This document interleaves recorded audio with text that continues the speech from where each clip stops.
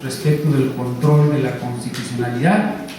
Es un libro que a mí, por ejemplo, aquí en posgrado me sirve como libro de guía, porque hay pocos textos que nos hablen del control de la constitucionalidad en el derecho comparado.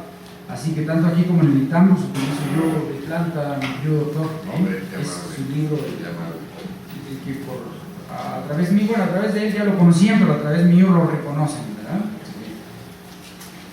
No hay problema por ahí.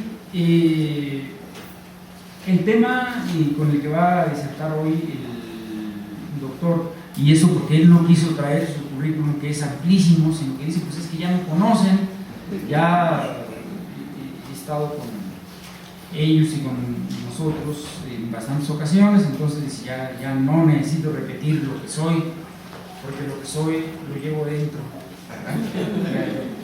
Eso decía Kant, ¿verdad? Así es. Así es. Bueno, el tema del doctor Cobian es los tratados internacionales y el sistema constitucional mexicano. Vamos a recibir con un aplauso al doctor Cobian.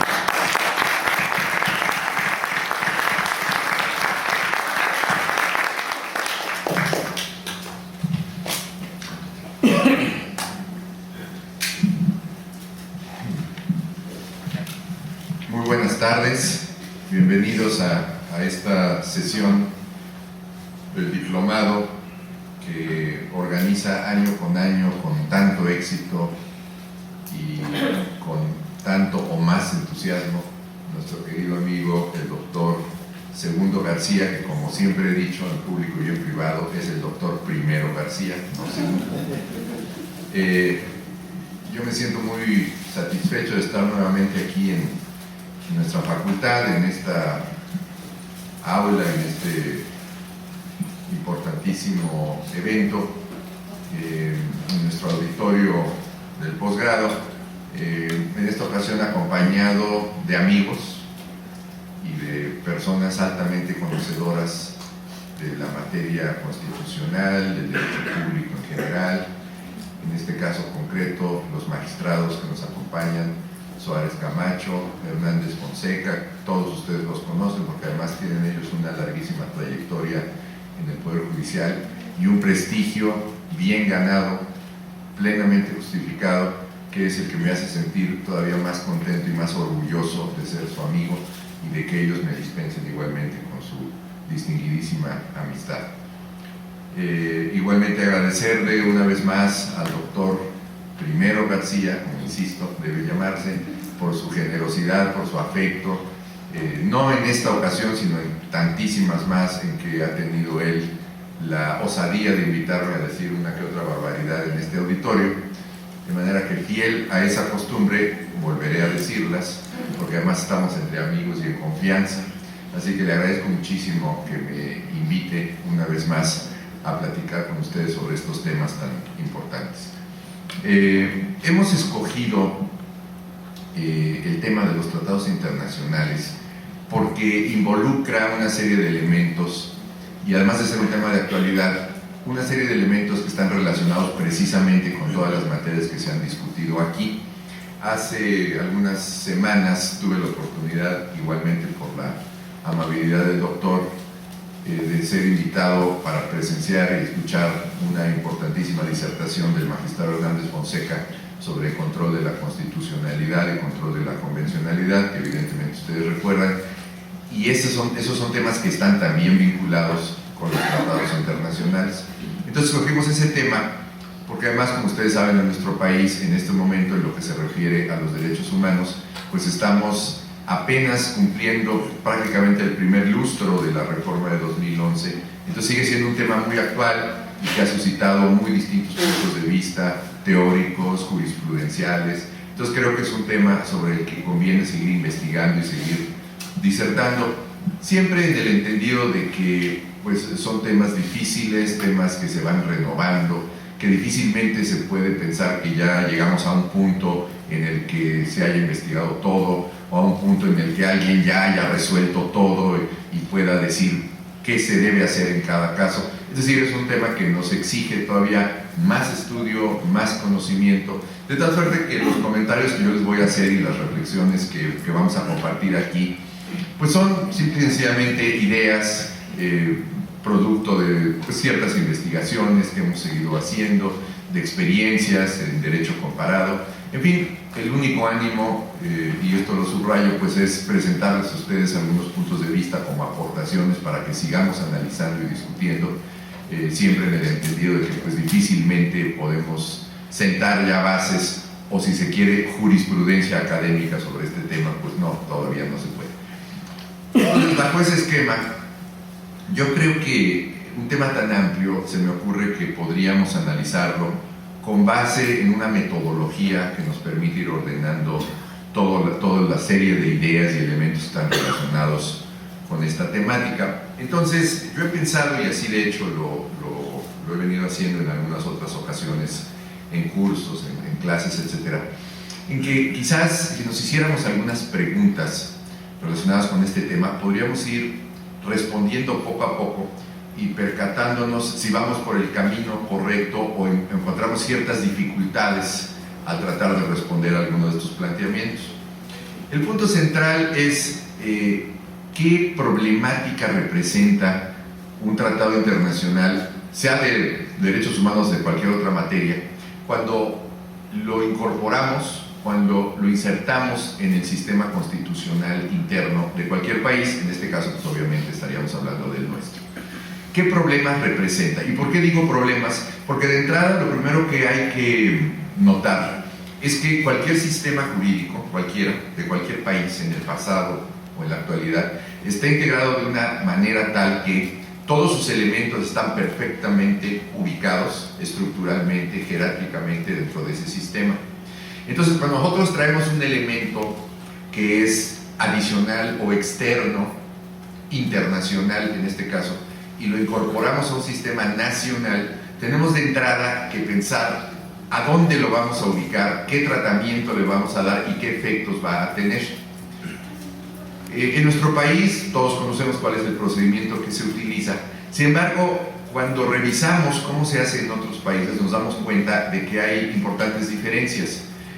Y además, en el caso de los derechos humanos específicamente, como sabemos, desde hace poco menos de 5 años, nos hemos encontrado con esa problemática en el caso de México. Es decir, ¿qué tratamiento debemos darle a ciertos tratados que además de entrada los consideramos y los vemos como algo benéfico? Es decir, que protegen mejor, que amplían el espectro de derechos humanos, y sin embargo, pues hay que incorporarlos a nuestro sistema. Entonces, bajo ese esquema es que conviene reflexionar más o menos sobre estas ideas y de preferencia en este mismo orden. Quizás lo primero que valdría la pena preguntarnos es, ¿cuál es la naturaleza jurídica de un tratado internacional?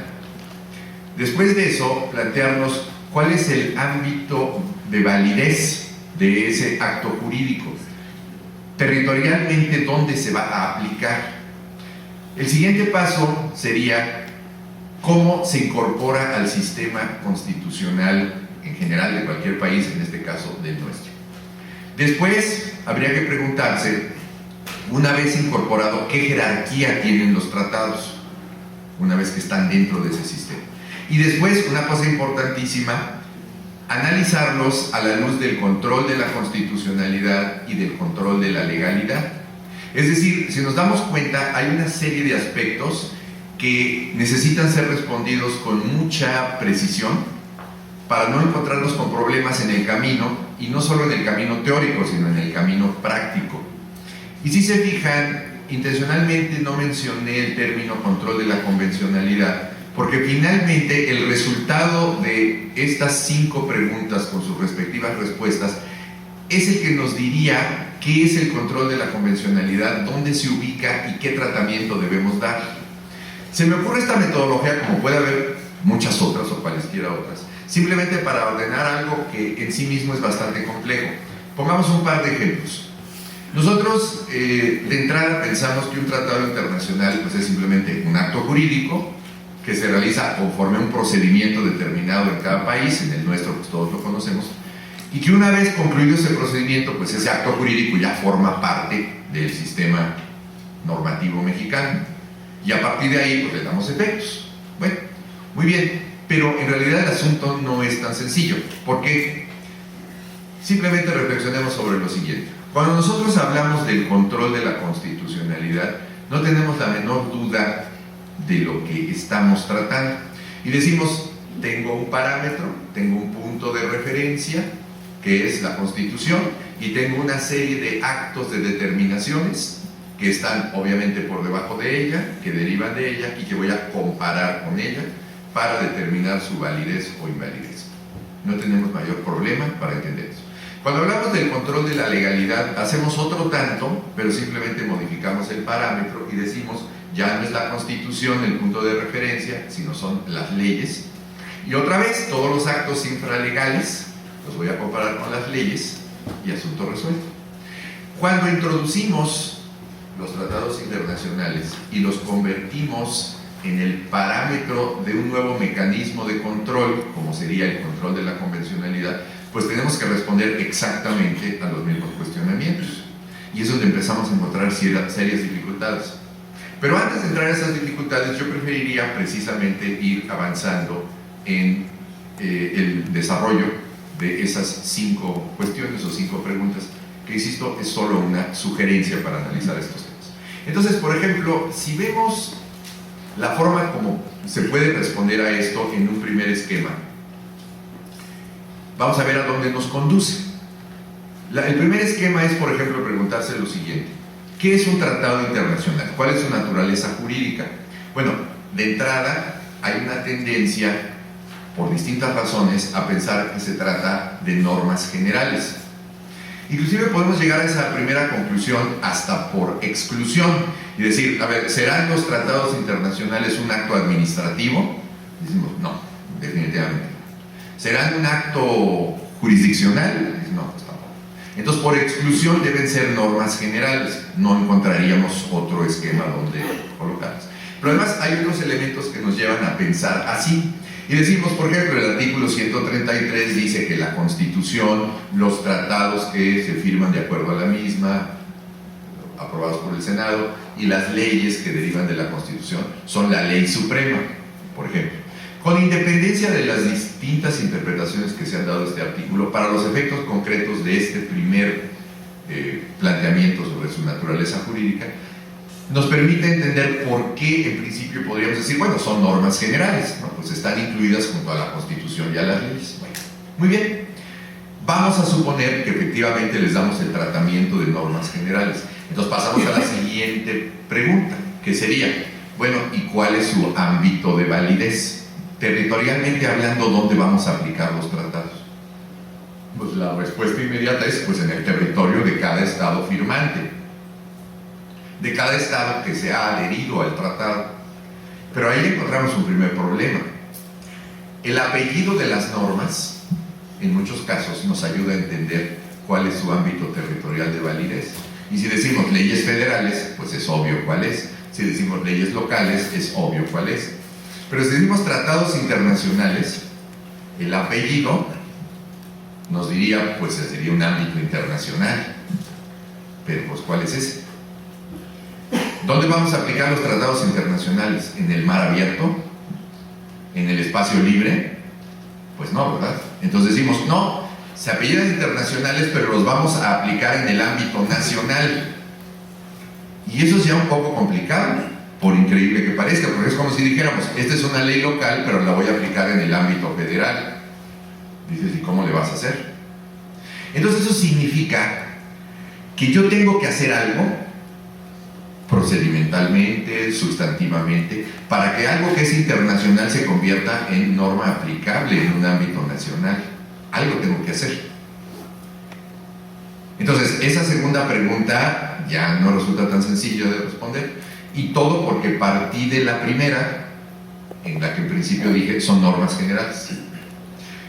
Llego a la segunda y digo, las tengo que aplicar en el ámbito nacional. Muy bien, ok. La tercera pregunta.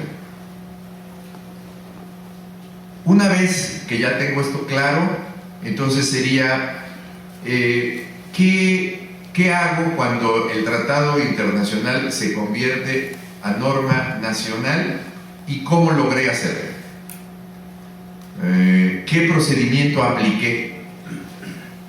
Entonces alguien puede decir, pues hay muy diferentes procedimientos. Sí, pero es que si yo introduzco una norma ajena a las que ya existen, tiene que estar relacionada con alguna de ellas, lo que equivale a decir, el tratado internacional lo voy a poner al nivel de la Constitución, debajo de la Constitución o por encima de la Constitución. Eso también lo tengo que contestar con toda claridad. Y luego si me bajo a las leyes, tengo que decir, y el tratado internacional lo voy a poner arriba de las leyes, al nivel de las leyes o por debajo de las leyes. ¿Y cuál es el criterio para contestar a esas preguntas? Pues hay muchos criterios, por lo menos en los últimos 5 años nosotros hemos escuchado muy distintos puntos de vista. ¿Por qué tenemos muy claro que la ley está por debajo de la Constitución? Pues tan sencillo, porque en la Constitución se establece cómo se elabora una ley. En la Constitución se determina quiénes son los órganos competentes para elaborar una ley. Pues resulta que también se dice cómo se tienen que hacer los tratados. Es más, hay leyes que explican específicamente cómo se hacen los tratados. Ley para la celebración de tratados internacionales, ley para la aprobación de tratados en materia económica. Y habría que preguntarnos, ¿esas leyes que dicen cuál es el procedimiento para hacer los tratados estarán por encima, por debajo o al mismo nivel que los tratados? Y luego se complica más la situación cuando decimos, bueno, pero es que hay tratados de cierto contenido y tratados de derechos humanos. Ah, caray. Con las leyes, si nos fijamos, nunca hacemos eso. Nunca decimos, es que la ley, si tiene cierto contenido, está por debajo. Si tiene cierto contenido, está al nivel. Nunca hacemos nada de eso.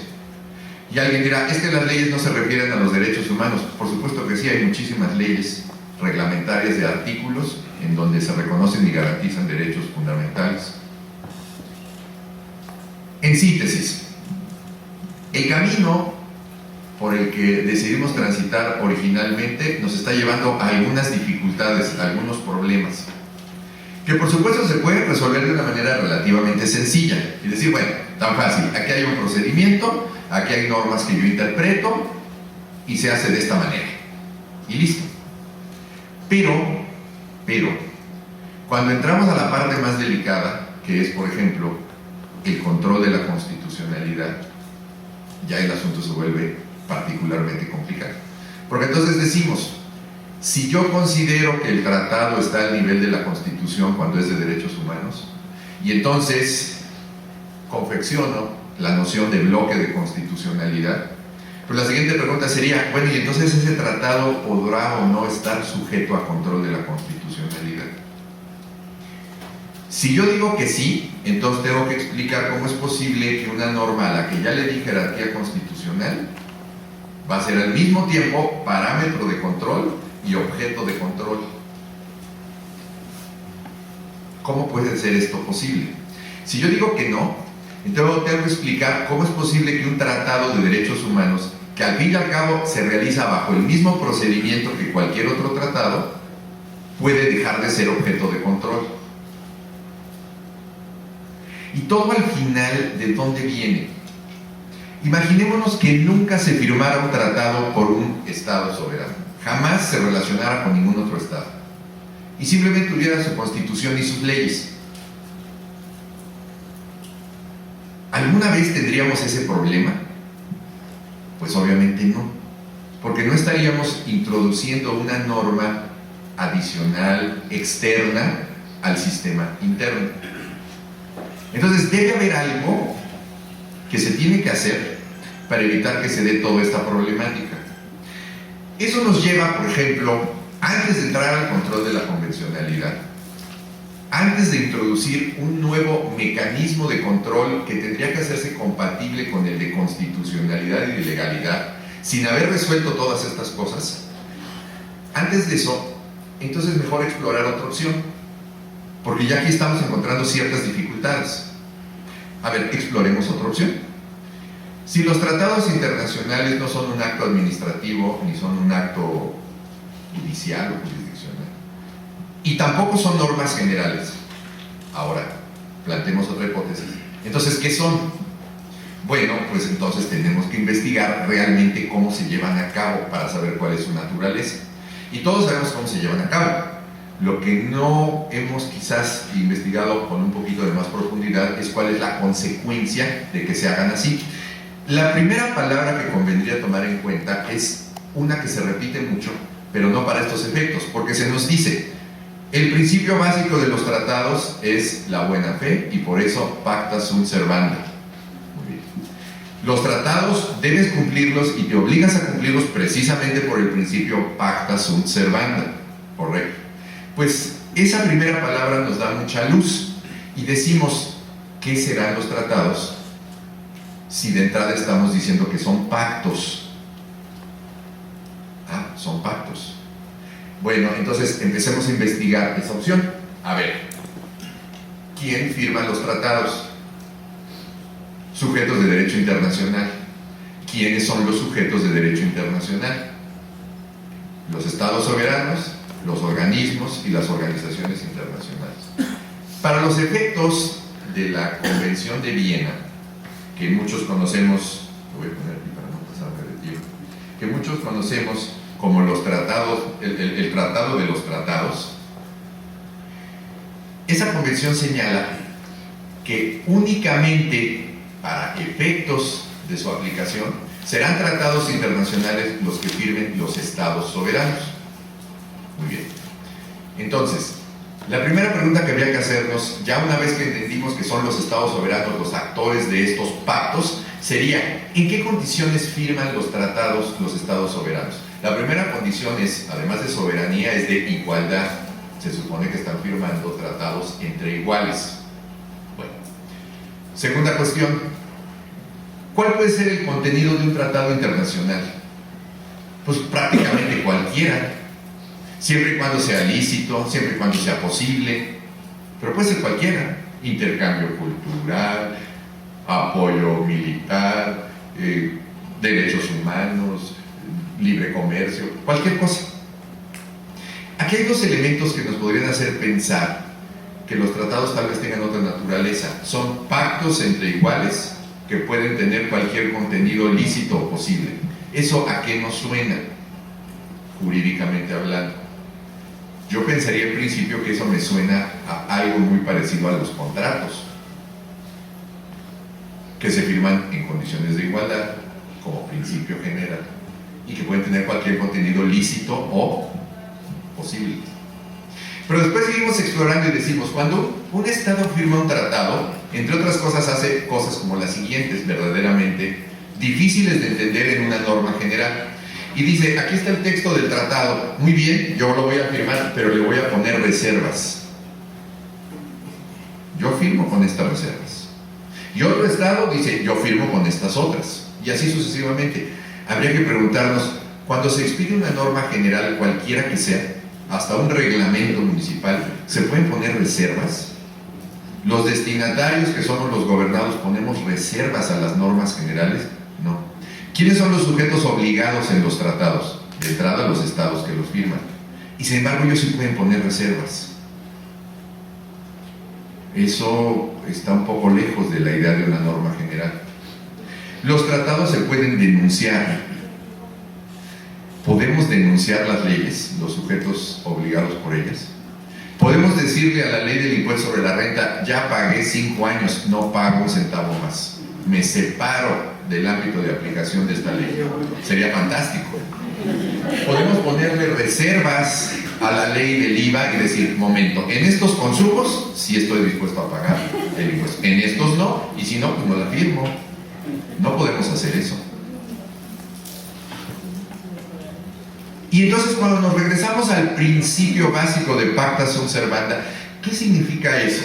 Significa que los tratados se están firmando de buena fe, y que yo recuerde, en una gran cantidad de contratos siempre agrega una cláusula que dice que las partes contratan de buena fe y que por supuesto señalan que en su voluntad no hay ningún condicionamiento, que no están actuando escondiendo vicios, etcétera, etcétera. Algo muy parecido a los contratos. Entonces esos contratos, si seguimos por esa línea de investigación, decimos, esos contratos, ¿a quién obligan? Obliga a los estados. Y entonces, ¿a qué se obligan esos estados? Por ejemplo, para abreviar un poco y poder entrar a lo del derecho comparado, podríamos pensar ahora en la parte más complicada, que es la de derechos humanos. Entonces decimos, ¿a qué se obligan los estados cuando firman tratados de derechos humanos? ¿A qué se obligan cuando los estados firman tratados donde vienen prescripciones generales, como por ejemplo en los de derechos humanos? Todas las personas gozarán de los derechos fundamentales y las garantías para su protección. El tratado básico que nos aplica en América, el Pacto de San José. Los estados firmantes se comprometen a que se respetarán los derechos tales más cuales. Muy bien. ¿A qué se están comprometiendo los estados? Pues en estricto sentido, si seguimos con la idea de los contratos, es a cumplir eso. ¿Pero dónde lo van a cumplir? Pues en su ámbito territorial, donde ellos pueden obligarse, en su territorio nacional. Y entonces, por ejemplo, ¿qué sentido tiene una parte del Pacto de San José que dice, los estados, palabras más, palabras menos, los estados firmantes se comprometen a llevar a cabo en el ámbito de sus sistemas jurídicos todos los procedimientos que sean necesarios para incorporar los derechos aquí consagrados a sus normas internas? Pues se comprometen precisa y exactamente a trasladar esos contenidos del tratado en materia de derechos humanos a su sistema jurídico. Entonces, si de repente vemos que hay un derecho en el Pacto de San José que dice que todo el mundo tiene la libertad de expresar sus ideas sin ser cuestionado ni ser perseguido, nos regresamos acá y decimos, oye, ¿eso ya lo tienes en tu Constitución? Sí, pues entonces no tienes nada que hacer. Lo que tienes que hacer es darle vigencia en la práctica. Muy bien. Pero si encontramos que hay alguna norma que reconoce un derecho fundamental y que yo no la tengo establecida en mi sistema constitucional, entonces, ¿a qué me estoy comprometiendo? Pues simple y sencillamente a incorporarla a mi sistema constitucional. ¿Y qué tengo que hacer para incorporarla? Pues depende. Si resulta que lo que viene en el tratado no está de acuerdo a lo que se establece en mi Constitución, lo que tendría yo que hacer eventualmente sería modificar mi Constitución para incorporar lo que se establece en el tratado. Si la incompatibilidad que yo encuentro es con las leyes, pues tendría que cambiar las leyes para incorporar el contenido del tratado a las leyes respectivas. Y eso, que es bastante obvio, si se dan cuenta, es exactamente lo que en muchos casos no se hace. ¿Por qué? Porque para nosotros, inclusive como estudiosos del derecho, resulta más sencillo decir, aquí hay una nueva norma de nuestro sistema que se llama Tratado número 20 y que hay que incorporarla. Ya fue ratificado, ya fue aprobado, pues entonces pasa a formar parte de nuestro sistema normativo. Y ya, que se aplique. Pero es que no pasó por el procedimiento tal o cual. Entonces hay dos problemas. Si no pasó por ese procedimiento, pero no es incompatible con la Constitución y con las leyes, no hay nada de qué preocuparse. Pero si sí es incompatible, es donde empezamos a decir, ¿y qué prevalece? ¿El tratado o la Constitución? ¿El tratado o la ley? Ahí es donde empiezan los problemas. Alguien podrá decir, eso no puede ocurrir. Por supuesto que puede ocurrir. Y ocurre muy seguido. En el caso concreto de nuestro país, por ejemplo, tenemos dos aspectos muy específicos. Si un día decimos que el tratado prevalece sobre la Constitución, aún porque sea más favorable, estamos olvidándonos de un aspecto muy importante. En nuestra Constitución no hay más procedimiento para su modificación que del artículo 135, y el caso específico que marca el 73 para incorporar nuevas entidades federativas a las ya existentes. No hay otro procedimiento para modificar la Constitución. Si vemos el caso de las leyes, todavía está más complicado el asunto. En el caso de las leyes hay disposición expresa en nuestra Constitución en el artículo 72, en alguno de sus apartados H o F, en alguno de ellos, en el que se dice, en la interpretación, modificación, derogación de las leyes, se aplicarán los mismos trámites que se aplicaron para su creación. Entonces, si yo llego con un tratado y digo que es incompatible con una ley, pero que está por encima de la ley por ser tratado, eventualmente de derechos humanos, quiere decir que estoy pasando por alto esa norma de la Constitución que expresamente dice cómo se puede modificar una ley. Y eso no es cualquier cuestión. Inmediatamente podría argumentar algún estudioso que sea proclive a la idea de que los tratados tienen su validez por sí mismos y pacta sunt servanda y están por encima, etc. Podría decir, bueno, es que ya se firmó el tratado, ya se aprobó. No es problema de la comunidad internacional si hay incompatibilidades con tus normas internas. Tú lo firmaste, tú te comprometiste. Y eso es, por ejemplo, lo que se dice mucho cuando se alude a un precepto de la Convención de Viena, 46, si no me falla la memoria, que señala que nunca se podrá poner como excusa o explicación una incompatibilidad entre el tratado y el derecho interno para no cumplir el tratado. Sí, pero la propia Convención señala en un capítulo que se llama Nulidad de los Tratados, y donde está precisamente ese precepto, que se aplicará este principio salvo en los casos en que lo que se comprometa sea alguna disposición fundamental del Estado soberano en cuestión. Claro, porque entonces eso nos mete al mismo terreno, a la misma idea de pensar en que el tratado más bien es un contrato. Porque entonces decimos, ¿en qué calidad firma ese tratado un jefe de Estado? Pues en calidad de representante del Estado, pero no en calidad de sustituto del Estado, no en calidad de dueño todopoderoso del sistema constitucional o del sistema jurídico. Es simplemente un representante, y como todo representante tiene facultades limitadas, y la facultad limitada más evidente es no ir en contra de la propia naturaleza, de los propios fundamentos de la persona jurídica a la que representa. Porque entonces, ¿qué sentido tendría, por ejemplo, el principio de rigidez constitucional si alguno de los órganos constituidos o todos en su conjunto pudieran dejar de aplicarlo y modificar la Constitución a través de un procedimiento distinto, ejemplo, la firma de un tratado? No tendría ningún sentido. Es decir, de acuerdo al principio de rigidez constitucional, por ejemplo, en nuestro país, si yo requiero una modificación constitucional, no se diga alguno de los aspectos esenciales o definitorios de nuestro Estado, el tipo de Estado, la forma de gobierno, tengo que aplicar ese procedimiento forzosamente.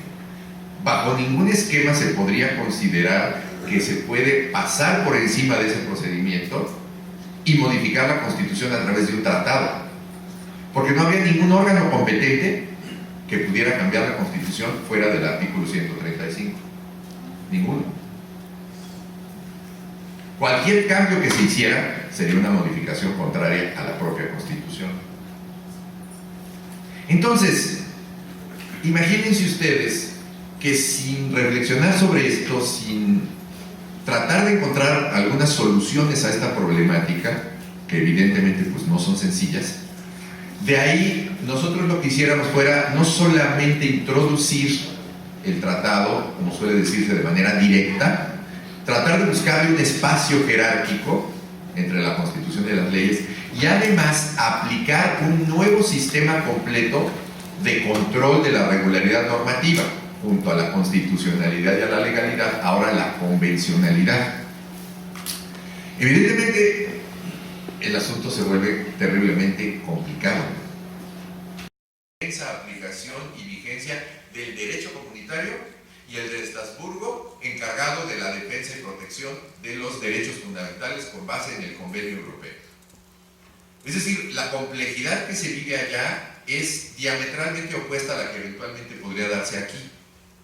Y sin embargo, al menos hasta donde yo he podido analizar y llegar a ciertas conclusiones, la forma como lo han resuelto allá, desde luego, insisto, con una experiencia de mucho más tiempo que la que hemos vivido en América, de 7 décadas, les ha permitido llegar a un punto en el que, si bien no se han resuelto todos los casos y se han evitado cualesquiera tensiones, sí por lo menos hay una línea muy clara de cómo salirle al paso a estas posibles contradicciones entre derecho interno y derecho externo, y sobre todo en la parte de la jurisdicción de cada ámbito cada ámbito judicial, es decir, las relaciones entre los tribunales internacionales y los nacionales.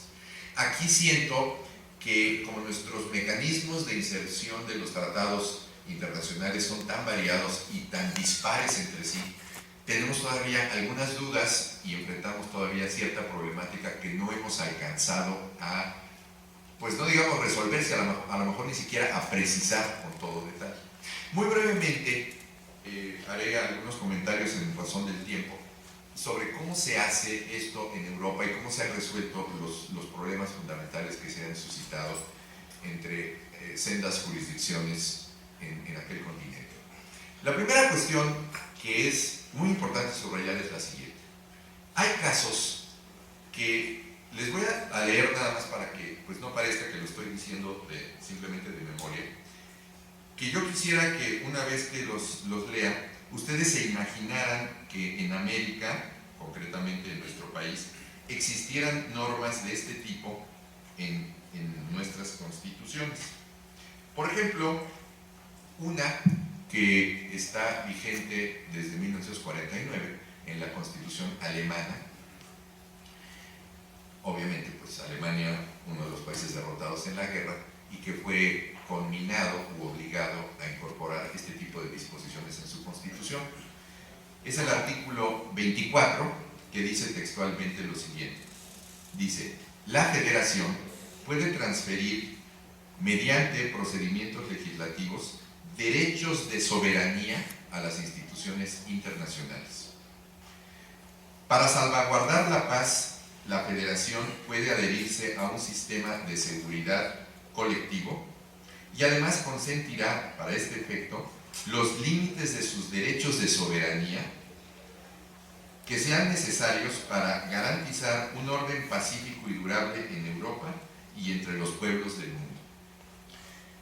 Este artículo y el artículo 25 de la Constitución de Alemania dicen en pocas palabras, si nos damos cuenta, textualmente, que a través de procedimientos legislativos el Estado alemán puede ceder derechos de soberanía a favor de las instituciones internacionales. Un artículo muy parecido, prácticamente idéntico, tuvo que establecer en su constitución el otro país derrotado, que fue Italia, en cuyo artículo 11 se señala lo siguiente: Italia repudia la guerra como atentado a la libertad de los otros pueblos y como solución de las controversias internacionales.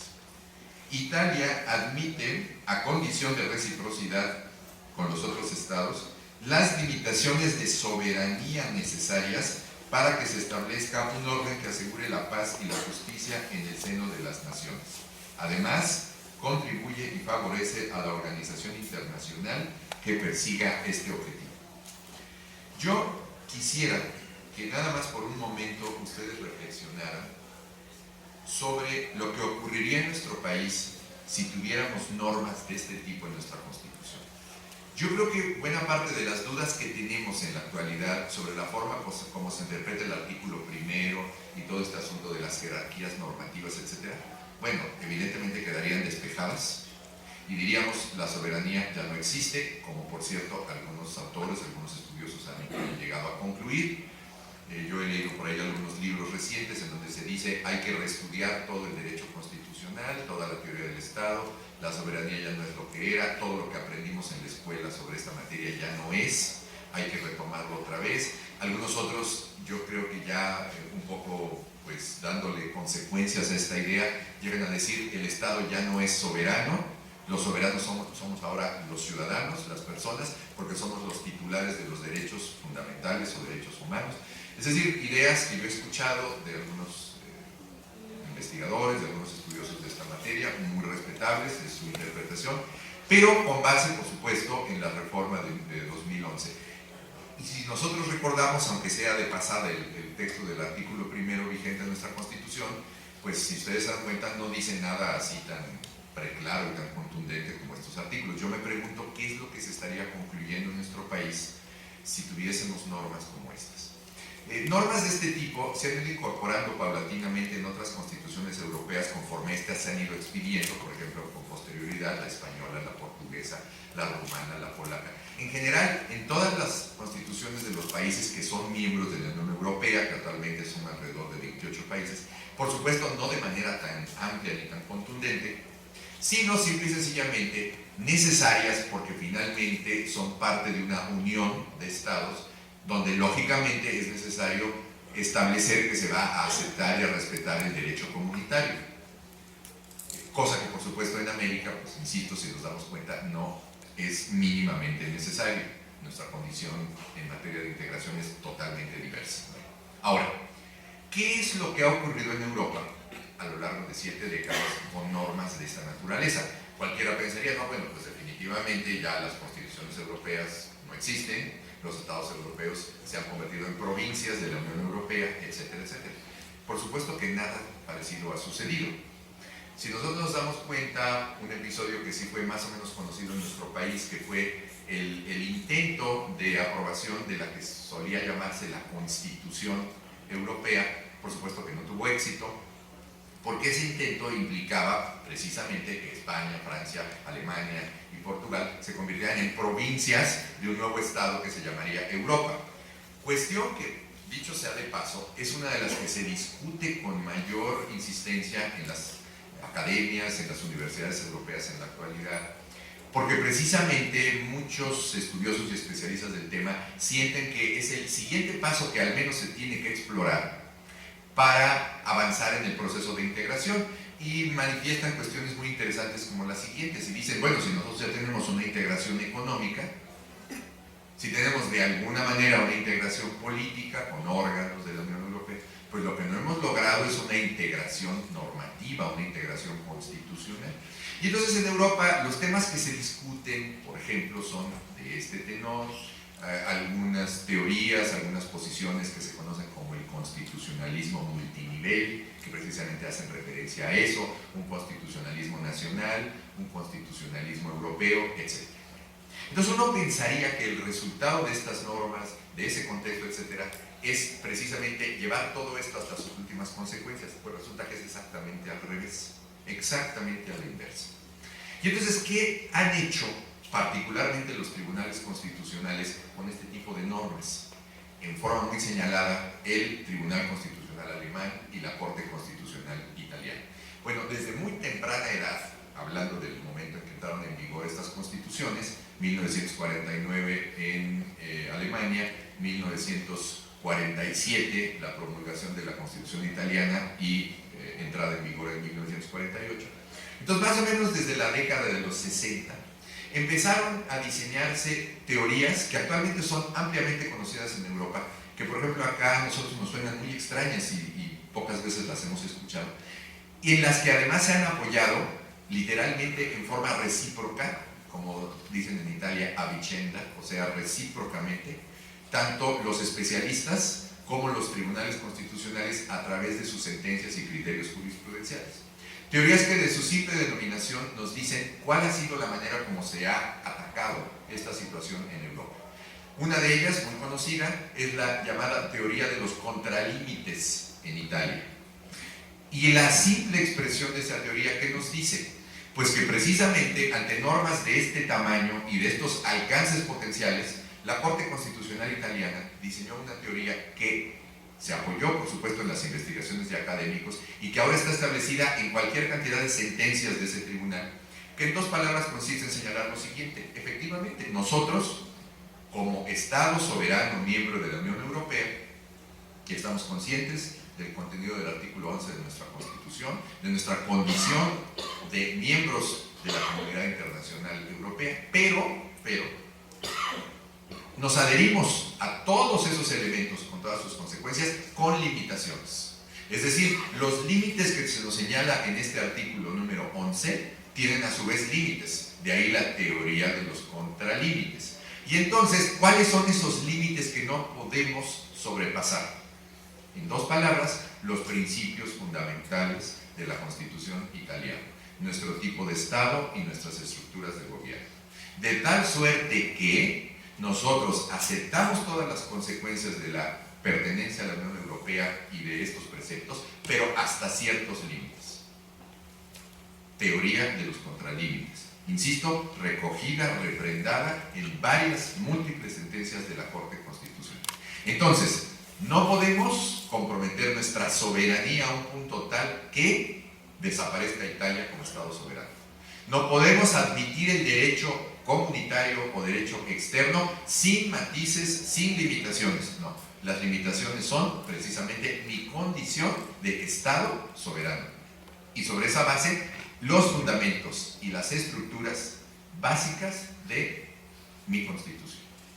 En Alemania se ha hecho otro tanto, y ahí también desde las primeras décadas de vigencia de su Constitución se diseñó la que se llama Teoría de los límites a la cesión de soberanía, igualmente recogida por el Tribunal Constitucional alemán, en sentencias que esas son un poco más conocidas acá en América, algunas de las cuales se identifican con ciertas palabras clave de esas sentencias. Por ejemplo, hay una que se refiere al Tratado de Maastricht, que como todos sabemos es el tratado básico de la creación de la Unión Europea, que se ha creado a través de múltiples tratados. Y sobre este tratado, en la década de los 90, el Tribunal Constitucional alemán estableció que, si bien es cierto que Alemania forma parte de la Unión Europea, si bien es cierto que es necesario admitir la vigencia y aplicación del derecho interno en su territorio, perdón, del derecho internacional en su territorio, sin embargo, importantísima esta idea, debe mantenerse y dejarse a favor del Estado alemán una parte, un esquema de soberanía popular que es intocable e inmodificable, a partir del cual el pueblo alemán determina su tipo de Estado y su forma de gobierno, y eso en apoyo de normas que existen en la propia ley fundamental alemana, que recoge el Tribunal Constitucional y que entonces señala: no es posible modificar, alterar, tocar los fundamentos del Estado alemán. Y posteriormente, en otras sentencias igualmente famosas, que les digo, esas son un poquito más conocidas por su denominación o la palabra clave que utilizan, que son unas sentencias que se conocen como las sentencias Solange. Se escribe así tal cual, Solange, G-E, ¿no? Mucha gente las pronuncia Solange, como si fuera en francés, pero la palabra es en alemán, es Solange. Y esa palabra significa precisa y exactamente un adverbio, un condicionante, que es siempre y cuando, en la medida en que. Y se identifican así porque el párrafo fundamental de una de ellas, que es la que se conoce como Solange 2, dice exactamente eso, palabras más, palabras menos. El Tribunal Constitucional alemán señala: siempre y cuando las normas de derecho internacional y las sentencias de los tribunales internacionales de la Comunidad Europea establezcan una tutela de los derechos fundamentales equivalente por lo menos a la que se establece en la Constitución alemana, entonces el Tribunal Constitucional alemán no intervendrá en la revisión y análisis del derecho internacional, sino permitirá que ese derecho se aplique por las autoridades alemanas en el ámbito de nuestro Estado soberano.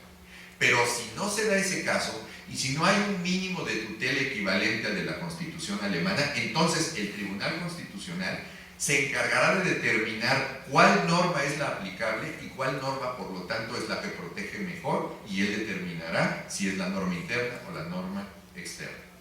Entonces, si nos damos cuenta, lo que se hace con esto, combinado con una interpretación de los propios tribunales, y les leo este artículo que es particularmente importante de la Constitución alemana, es precisamente salirle al paso a una situación que nos podría parecer irresoluble o hasta claudicante de la soberanía de los estados que he mencionado y cualesquiera otros de la Unión Europea.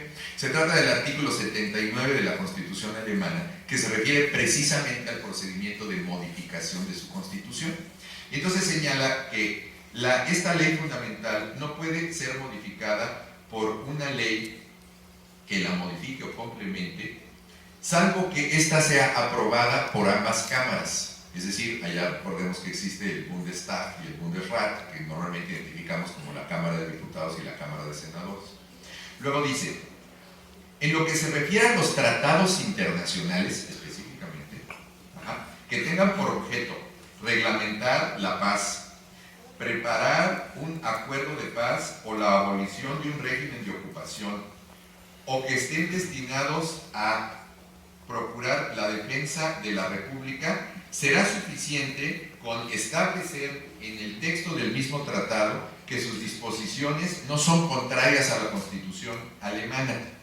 Es decir, que no hay tal incompatibilidad. Y luego esta parte que es importantísima, en ese mismo artículo dice: es inadmisible una reforma constitucional que afecte la división de la federación en territorios autónomos, el principio de participación de cada uno de los territorios autónomos, que allá recordarán se llaman Länder, en la legislación federal, y los principios establecidos en los artículos del 1 al 20. Del 1 al 19 son los derechos fundamentales y en el 20 se establece el tipo de Estado y la forma de gobierno.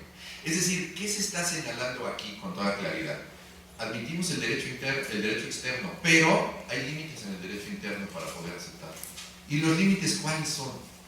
En los dos ejemplos que hemos visto, pues básicamente la constitución de esos países. Si entendemos por constitución no solo el texto escrito, que es digamos el sentido amplio o un poco indefinido o estrictamente normativo, sino el sentido esencial. Es decir, yo no voy a admitir el derecho internacional y ningún tratado, aunque sea de la Unión Europea y aunque lo hayamos ratificado nosotros, si atenta contra el tipo de Estado y la forma de gobierno. Pero esto es solamente lo que han hecho los dos estados que se podrían haber visto más comprometidos por toda esta situación. Muy brevemente, insisto, para no cansarnos de abusar del tiempo, que no sé cómo voy el tiempo. Bueno, pues rápidamente. Les voy a leer algunos artículos de otras constituciones que nos van a sorprender en más de un sentido, sobre todo si los comparamos con lo que estamos acostumbrados a escuchar por acá. Fíjense, por ejemplo, el caso de España. En España hay normas de este tenor en su constitución. El artículo 94 dice que el Estado no podrá manifestar su consentimiento para comprometerse en la firma de tratados o acuerdos internacionales sin la autorización previa de las Cortes Generales, o sea, de ambas cámaras, en las materias siguientes, o sea, tratados que se refieran a tratados de contenido político, tratados o acuerdos de carácter militar, tratados o acuerdos que afecten la integridad territorial del Estado o los derechos y los deberes fundamentales establecidos en el título primero, o sea, los derechos humanos. Tratados o acuerdos que impliquen que impliquen obligaciones financieras para el Estado. Y esta importantísima, tratados o acuerdos que impliquen la modificación o abrogación de una ley o exijan la adopción de medidas legislativas para su ejecución. Es decir, todos los tratados que se refieran a cualesquiera de estas cosas, y sobre todo aquellos que por su contenido impliquen cambios a la legislación, no se diga a la Constitución española, no pueden ser aceptados si no hay una autorización previa de ambas cámaras para que se inicie el procedimiento de firma del tratado. Y luego, ya no se los leo para no cansarlos, en constituciones como la española, como la francesa, norma expresa: aquel tratado internacional de cualquier materia que vaya en contra de la Constitución no podrá aplicarse a menos que se realice primero una reforma constitucional para hacer compatible el tratado con la Constitución. Y esa reforma obviamente tendrá que pasar por el procedimiento respectivo, dependiendo del contenido del tratado. Reforma que por supuesto está sujeto al principio de rigidez constitucional, pero en muchos países europeos algo que desconocemos aquí, que es la rigidez constitucional agravada. ¿Qué quiere decir eso? Que además del procedimiento más complicado para cambiar la Constitución, como el que tenemos nosotros, en ciertas materias que son precisamente el tipo de Estado y la forma de gobierno, para decirlo en dos palabras, además se requiere que esa modificación aprobada por el procedimiento rígido sea sometida a referéndum. Entonces, un tratado que esté en contra de la Constitución, declarado por lo tanto anticonstitucional por el Tribunal Constitucional respectivo, español, francés, portugués, para poder aplicarse tendría que esperar a que se llevara a cabo una modificación a la Constitución, y esa modificación, de ser el caso, se aprobara en un referéndum y entonces ya el tratado con mucho gusto podría entrar. Todo esto en conjunto, ¿cómo se puede resumir? La tendencia que existe en Europa, si seguimos la misma explicación de las 5 preguntas, consiste precisamente en entender a los tratados internacionales como contratos o acuerdos entre estados soberanos. El siguiente paso, en entender que su ámbito territorial no es, sino va a tener que ser el nacional, a donde se aplique. Tercera pregunta, que para esos efectos va a ser necesario aplicar procedimientos legislativos para poder incorporar el tratado al sistema nacional. Si es incompatible con la Constitución, serán procedimientos legislativos extraordinarios, o sea, de reforma constitucional. Si es incompatible con la ley, serán procedimientos legislativos ordinarios, pero al fin y al cabo legislativos. Que entonces la jerarquía de los tratados, bajo ninguna circunstancia, en ningún caso, se puede considerar, aunque sean de derechos humanos, de nivel constitucional. Desde el momento en que el tratado, contrario a la Constitución, no se puede aplicar hasta que no se reforme esta. Más todavía, existen países como Francia, como Portugal, en donde existe lo que se llama el control a priori de la constitucionalidad de las normas generales, entre ellas los tratados internacionales. Entonces, antes de que el tratado se pueda aplicar, se somete a su verificación sobre su conformidad con la Constitución. Y obviamente, si se encuentra la inconformidad, el tratado no se puede aplicar. Luego, la jerarquía de los tratados queda clarísima, está por debajo de la Constitución, no es jamás de nivel constitucional. Entonces, si entramos al último tramo, que es el del control de la convencionalidad, de la legalidad y de la constitucionalidad, queda clarísimo que allá el control de la convencionalidad jamás se hace equiparable al control de la constitucionalidad. Imposible, normativamente imposible. Entonces, ¿esto qué significa en síntesis? Precisamente al punto al que quisiera yo llegar como propuesta, que si observamos allá, no solamente con base en todos estos elementos normativos, sino con la correspondiente interpretación de los tribunales constitucionales, se ha resuelto el problema. A pesar de lo que implica las tensiones, las disputas, las diferencias, que ahorita pues, en aras del tiempo ya no les hago referencia a sentencias muy importantes que ha habido de los tribunales constitucionales frente a las sentencias de los tribunales de las comunidades europeas, el de Luxemburgo, el de Estrasburgo, importantísimas si se analizan para dar a entender cuándo prevalece el derecho interno, cuándo prevalece el derecho externo, etc. El punto es que el meollo es someter a los tratados internacionales a procedimientos legislativos para incorporarlos al sistema interno. Y entonces, si ustedes se fijan, al final, ¿qué es lo que ocurre? Que ya no tenemos que preocuparnos por jerarquías, no tenemos que preocuparnos por el lugar donde vamos a ubicar los tratados, no, porque en el momento en que el tratado es compatible con la Constitución, no tengo nada que hacer, no hay problema. Puedo inclusive hasta en una sentencia citar o fundamentar con base en ambos. Está bien, no pasa nada. Pero si se da esa incompatibilidad, pues ni modo, hay que reformar la Constitución primero. Si se da una incompatibilidad con la ley, hay que reformar las leyes. Por eso, por ejemplo, las autorizaciones previas, ¿de quién? De los órganos que emiten las leyes. Precisamente por eso se da de esa manera. Entonces, finalmente, cuando se incorpora el tratado bajo esos procedimientos legislativos, ¿qué es lo que estoy aplicando en realidad en el ámbito nacional? Lo único que puedo aplicar en el ámbito nacional, que es el derecho nacional, sea mi Constitución, sean las leyes. Bueno, y muy brevemente, así, de forma absolutamente sucinta, por cuestiones de tiempo, ¿cómo se hace en América Latina? Bueno, en América Latina, a diferencia de esa clara tendencia, de esa línea coincidente que hay en Europa con la independencia de ciertos matices, aquí por lo menos podemos encontrar 4 grandes formas de hacerlo. Todas ellas diferentes entre sí y yo diría que no del todo suficientes para resolver la problemática. Podemos ir de más a menos o de menos a más, como se guste. Entonces, muy brevemente, el caso que me parece más difícil de entender, más difícil de asimilar desde el punto de vista constitucional es, por ejemplo, el de Colombia. Colombia tiene un sistema de control de la constitucionalidad que ha sido motivo de estudio, de investigación en nuestro país. Ha llamado mucho la atención, por supuesto tiene cosas muy positivas, pero en esta, por ejemplo, hay cosas francamente muy difíciles de entender. Muy brevemente, de entrada, si vemos, por ejemplo, lo que señala el artículo 4 de la Constitución de Colombia, dice que la Constitución es la norma de normas. En todo caso de incompatibilidad entre la Constitución y la ley u otra norma jurídica, se aplicarán las disposiciones constitucionales. O sea, este es el principio de supremacía constitucional, que uno diría, perfecto, no hay problema, está claramente establecido, inclusive hasta más claramente establecido, por ejemplo, que en nuestra Constitución.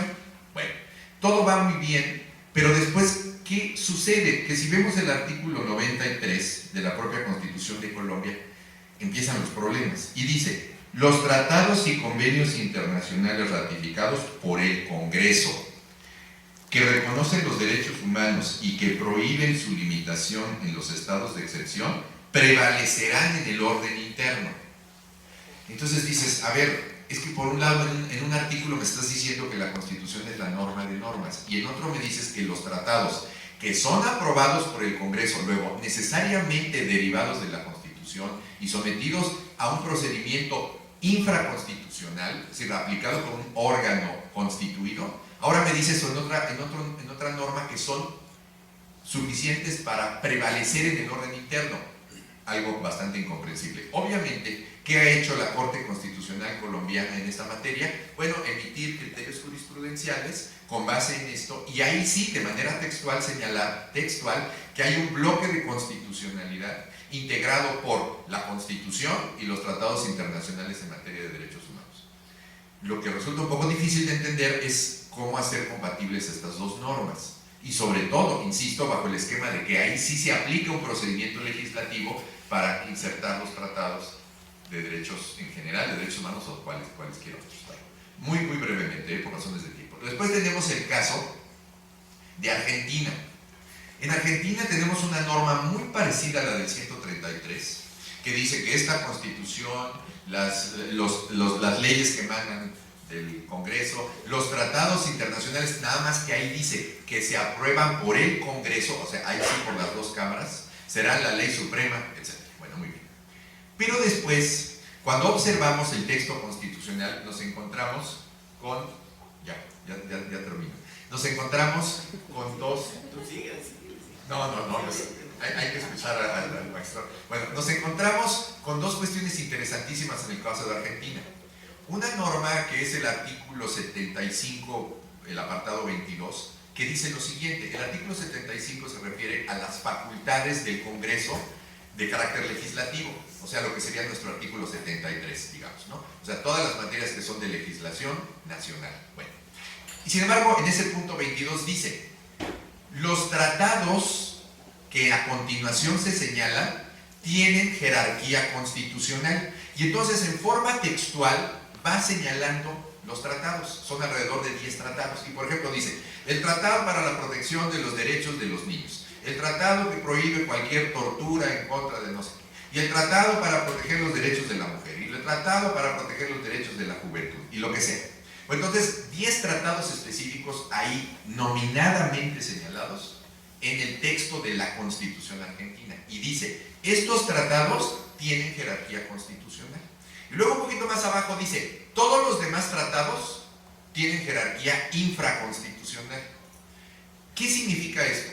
Significa que para que esos tratados, uno por uno, con su nombre y apellido, aparezcan en ese artículo de la Constitución, tuvo que hacerse una reforma constitucional para meterlos ahí, para incorporarlos. Todos los demás tratados, por lo tanto, tienen nivel infraconstitucional. Entonces, ¿qué pasa, por ejemplo, cuando en Argentina un juez resuelve un conflicto protegiendo los derechos de la mujer? Cita el artículo constitucional, o los artículos constitucionales, y cita el tratado incluido en ese artículo constitucional. Bueno, eso está perfectamente bien, porque ese tratado ya forma parte del texto constitucional.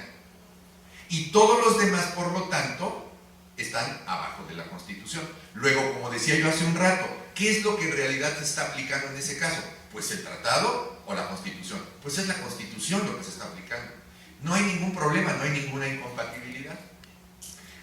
Otro caso más, el de Perú. Perú, que es un país, en más un sentido, totalmente desconocido para nosotros, resulta que por razones que desconozco, prácticamente ha tomado la línea, la tendencia europea. Entonces, de entrada, en Perú se establece: la Constitución es la norma suprema y todo lo demás está por debajo de la Constitución. Punto número uno. En Perú hay una sola asamblea, no es sistema bicameral.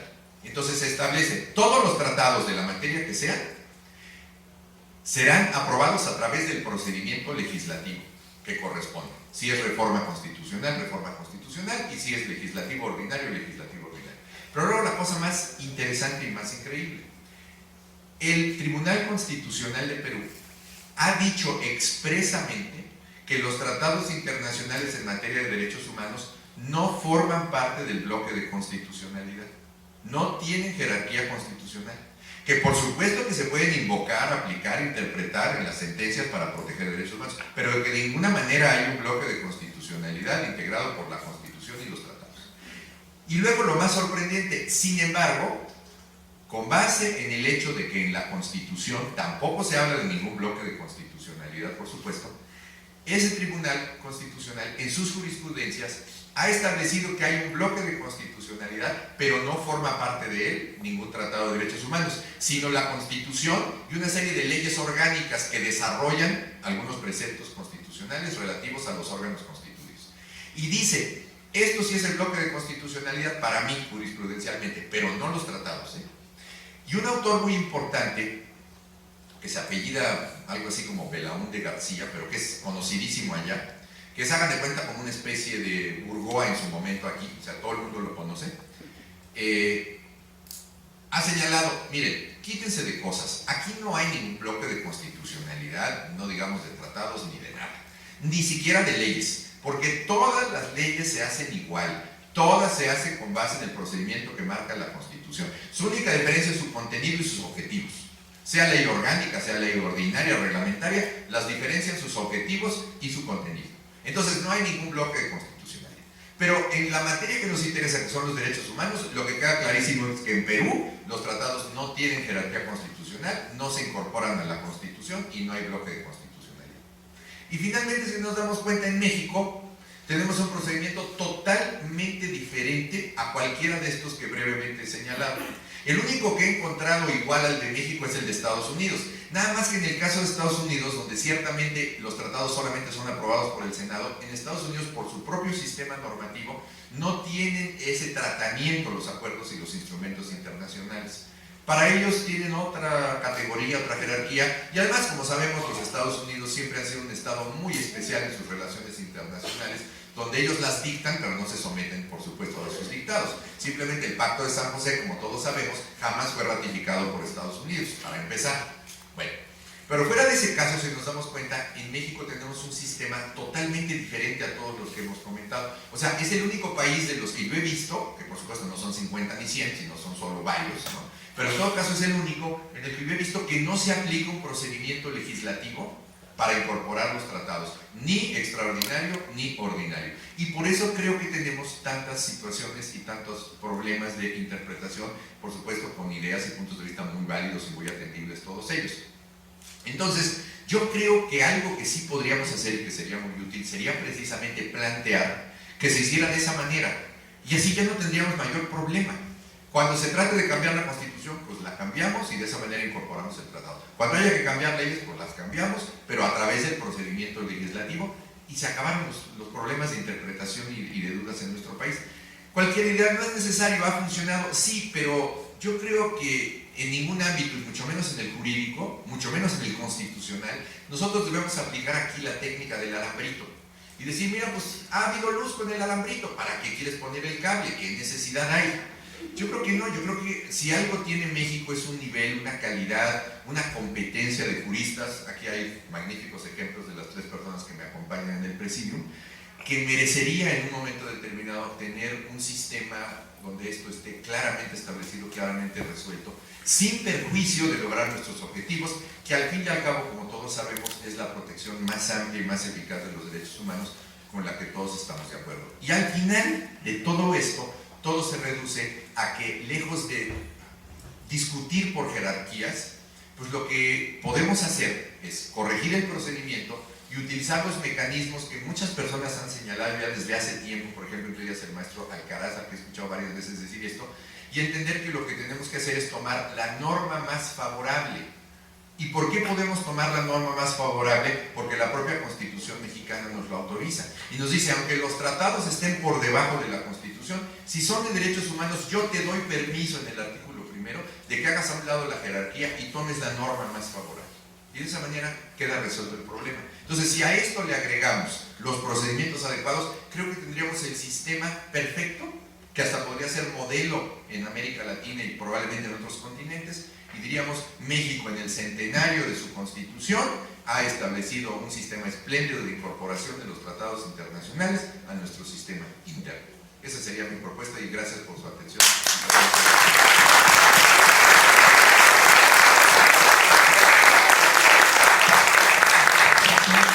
Se le concede el uso de la palabra al magistrado Julio Humberto Hernández Fonseca, 10 minutos nada más. Yo creo que poco habrá que agregar a lo muy bien dicho por el doctor Cobian. Como siempre es una delicia escucharlo, sobre todo por su claridad, su precisión. Como vieron, este tema de la jerarquía de los tratados, pues lo explica con una nitidez, con una sencillez asombrosa. Y nos aclara esas dudas que nos han planteado en México, tanto juristas, investigadores, juzgadores de todo nivel, en donde lejos de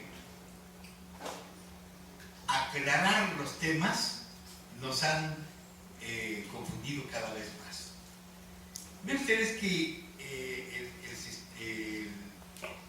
la forma en que explicó el doctor Cobian de la celebración de los tratados nos ponen de manifiesto que, en concreto, tratándose del Tratado Interamericano sobre Derechos Humanos, del Pacto de San José, lo hemos malinterpretado, y sobre todo el propio Tribunal Interamericano, la Corte Interamericana, yo creo que se ha excedido en sus facultades. No ha entendido de que todos los países que han adoptado el Pacto de San José son miembros de la comunidad internacional, pero no son súbditos. Y que obviamente tiene una finalidad en casos particulares, vigilar porque se cumpla el Pacto de San José, imponiendo obligaciones a los estados, y esto refleja que al establecer esas obligaciones a los estados, nos ponen de manifiesto la naturaleza de los contratos, de los tratados, de los convenios internacionales, que son pactos. Como bien explicó el doctor Cobian, el contenido de los tratados son obligaciones que asumen los estados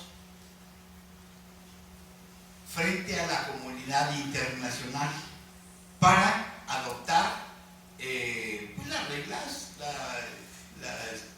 las condiciones que le ponen y llevarlas a su derecho interno. Tratándose de derechos humanos, pone de manifiesto que el tratado es un instrumento que establece obligaciones de los estados de garantizar el ejercicio de esos valores o bienes humanos, la preservación de estos bienes y atender a las limitaciones según su naturaleza. Los tratados internacionales, como la Constitución, no son derechos humanos, son instrumentos que tienen como objeto de tutela los derechos naturales humanos. No son derechos humanos. Recuerde que aquello que llamamos derechos humanos son las normas o enunciados normativos cuyo objeto de tutela o protección son los valores humanos como la vida, la libertad en cualquiera de sus formas, la dignidad. Entonces, si los derechos son esos, los valores en sí mismos no son normativos. Y entonces, un tratado es esa esencia del valor natural inherente a la persona humana. Una constitución es esa esencia de los valores naturales humanos, ni uno ni otro. Por eso, tanto la constitución como los tratados los reconocen. Y entonces, sí, al reconocerlos, se establecen ciertas reglas que prevén protección hacia esos valores humanos, y entonces sí son susceptibles de aplicarlos a caso concreto. Pero lo importante es que nos puso en evidencia con mucha sencillez en que tratados y constitución no son lo mismo, que los